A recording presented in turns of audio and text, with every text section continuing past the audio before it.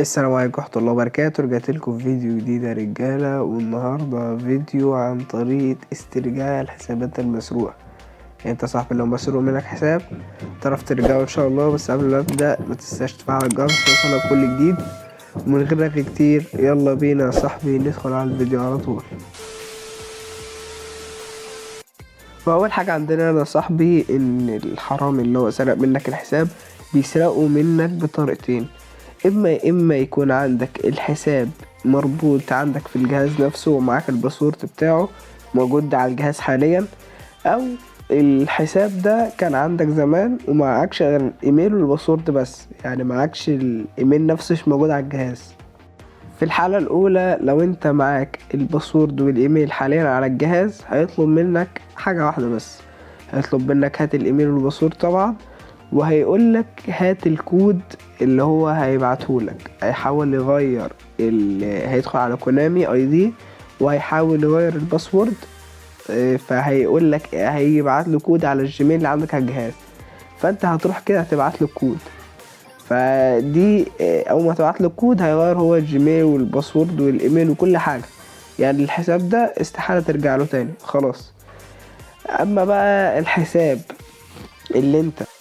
اللي انت كان معاك ما كانش معاك على الجهاز، يعني كان معاك الايميل والباسورد بس مش معاك هو على الجهاز حاليا، مش هتعرف ترجع له.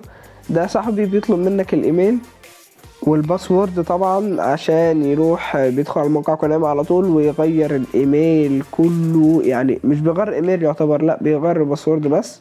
يعني الحساب ده برضو لو هو انت لحقت قبل ما تغير الباسورد تعرف ترجع الحساب، فاهم قصدي؟ لكن الحساب اللي انت يعني لكن مفيش حرامي، مفيش يعني اي حد هياخد منك الحساب لو الحساب ده معاك، لو الايميل والباسورد معاك على الجهاز استحالة يسرقوا منك من غير كود. يعني انت اديته الايميل والباسورد مش هيعرف يسرقه من غير كود، لازم يكون الكود معاك انت. تمام؟ دي حاجة مهمة اوي.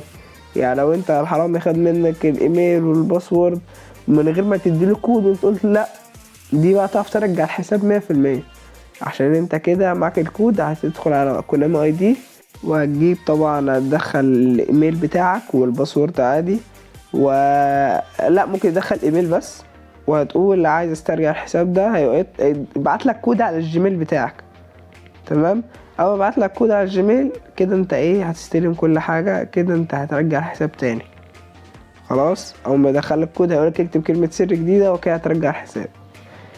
ولو واحد فيكم طبعا ما عرفش يرجع الحساب خالص او نسي كل حاجه، انا عامل مسابقه على حساب مجاني في فوتبول 2023.